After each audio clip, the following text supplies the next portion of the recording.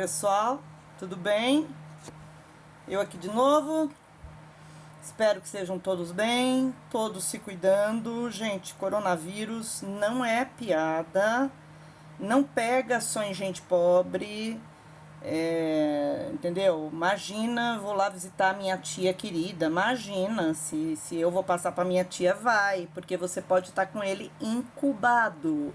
Você não tá sentindo nada agora, mas você tá com ele incubado e você vai na casa da tia e vai passar para ela, tá? Então, o problema é que ele não se manifesta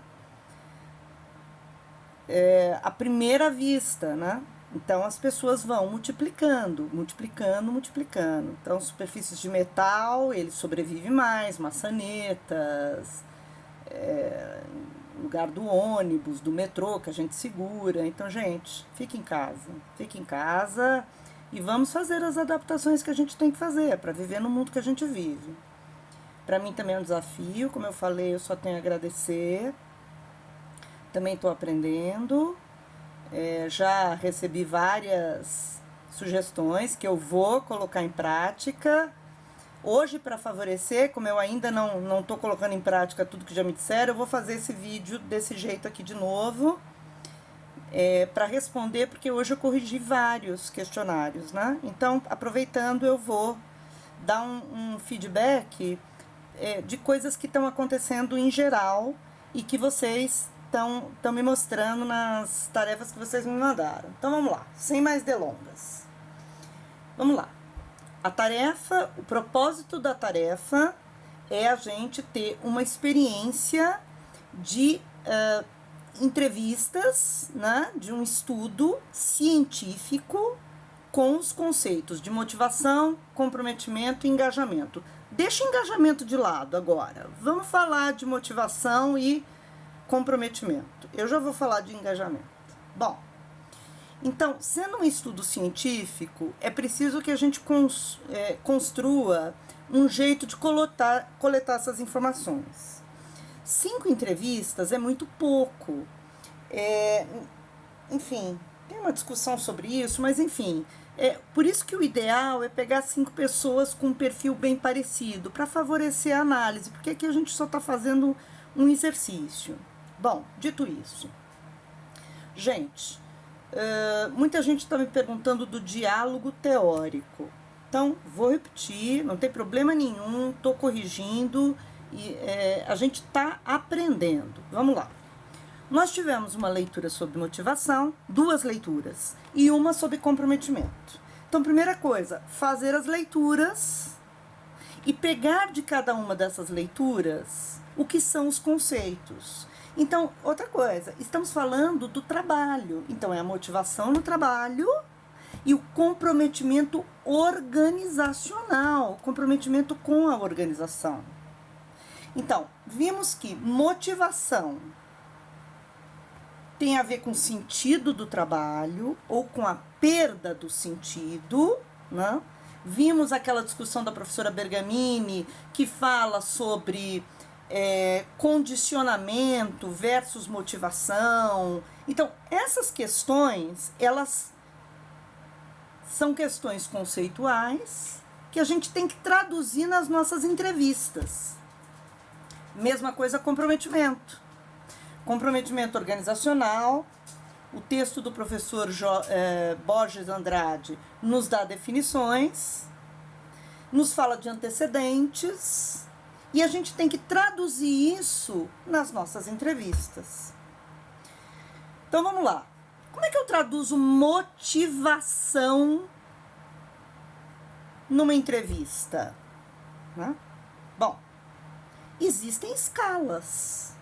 Existem, mas elas são usadas para estudos quantitativos e não é o que eu quero fazer aqui. Então, por exemplo, eu posso começar conversando com uma pessoa. O que você faz? Me fala um pouco do seu trabalho, quais são as suas tarefas e como que é a sua relação com o seu trabalho.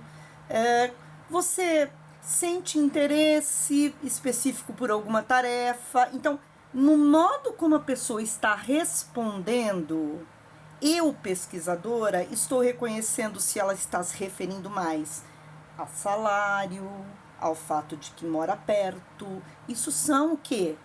Questões objetivas e externas. Lembra da discussão sobre motivação extrínseca?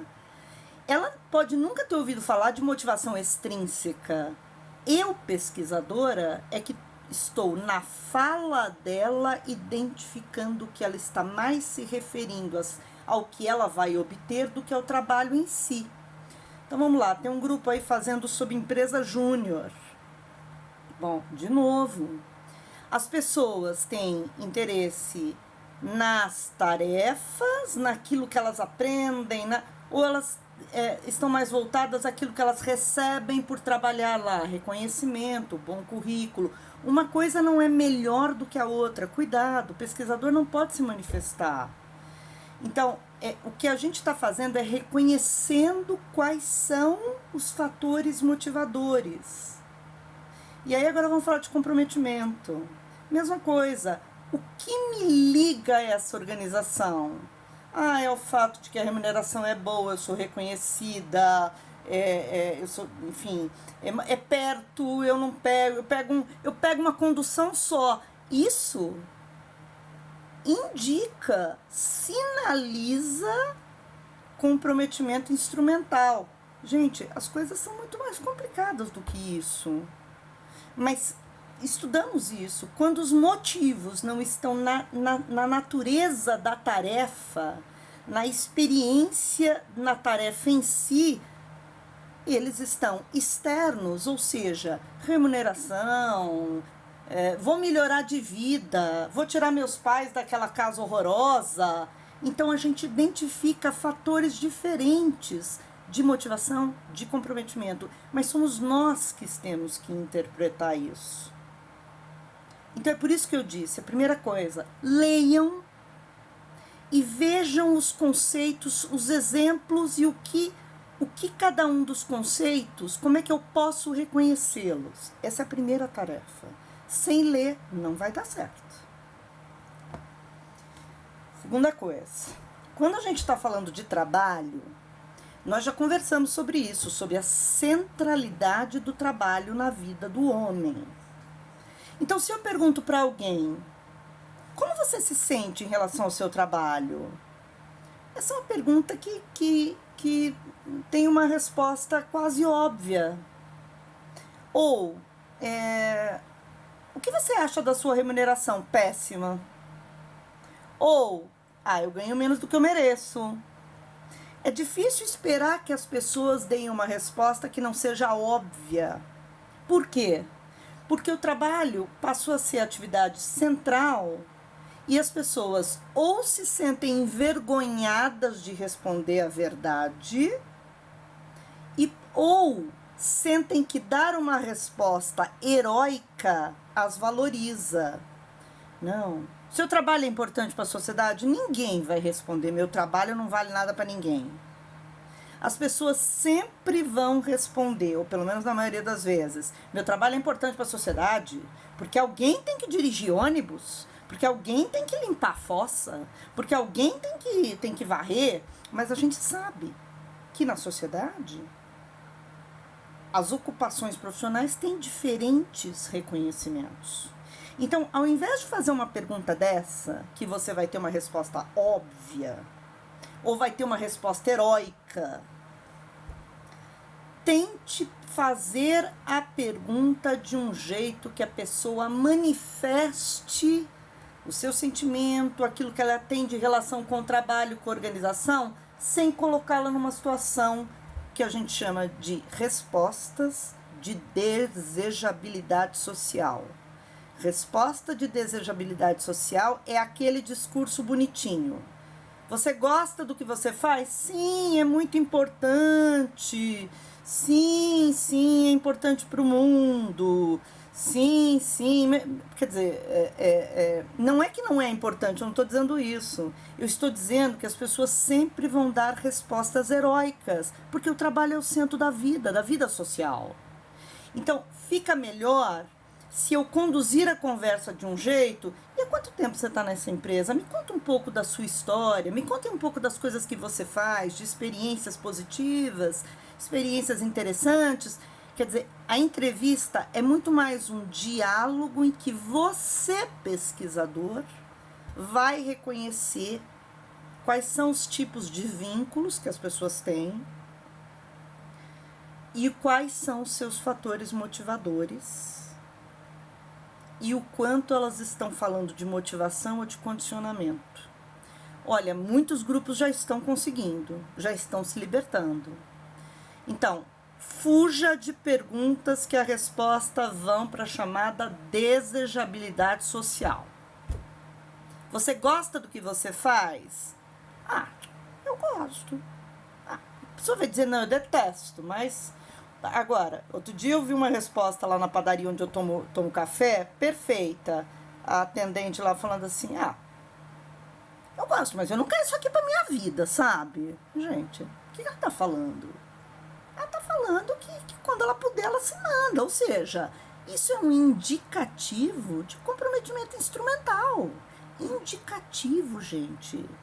O próprio professor Borges Andrade diz que não é um tipo de comprometimento, ou 2 ou 3, e independente na caixinha.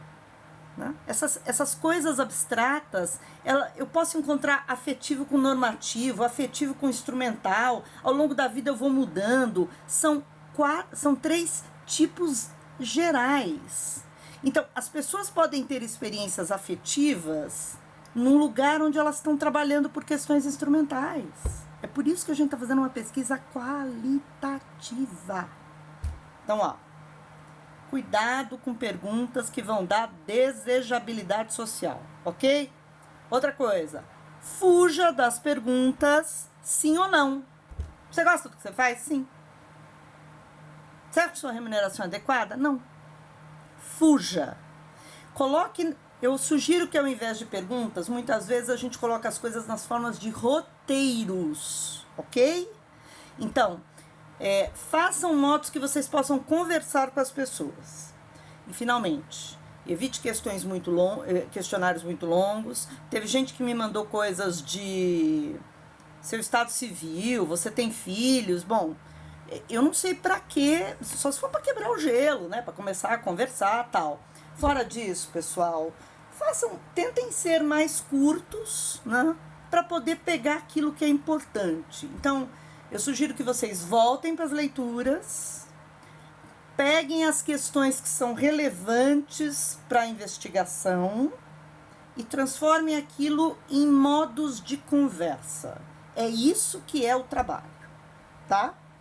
Bom, falando do cronograma, eu acho que não haveria necessidade de mudar, porque eu estou tendo uma visão ampla e acho que a maioria dos grupos tá andando bem.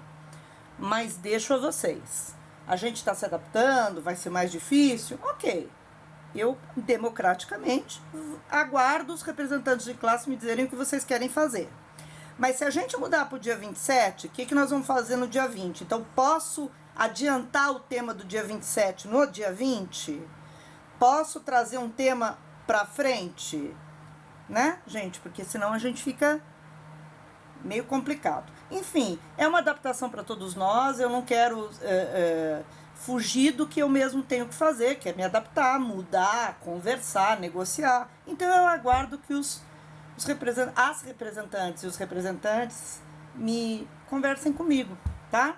No mais, pessoal, tô sempre aberta para receber e dar parecer e ajudar e tal. E depois, quando começarem a vir as análises, eu vou falar depois mais, mas o que é uma análise de conteúdo? Olhar as 5 entrevistas ou mais e perceber semelhanças. Semelhanças entre as respostas. Ok? Mas isso a gente conversa mais depois, ok? Agora a professora vai sair para dar uma corridinha, porque não posso mais ir na academia, então eu tenho que correr na rua, tá bom? Bom domingo, gente. Um beijo, obrigada!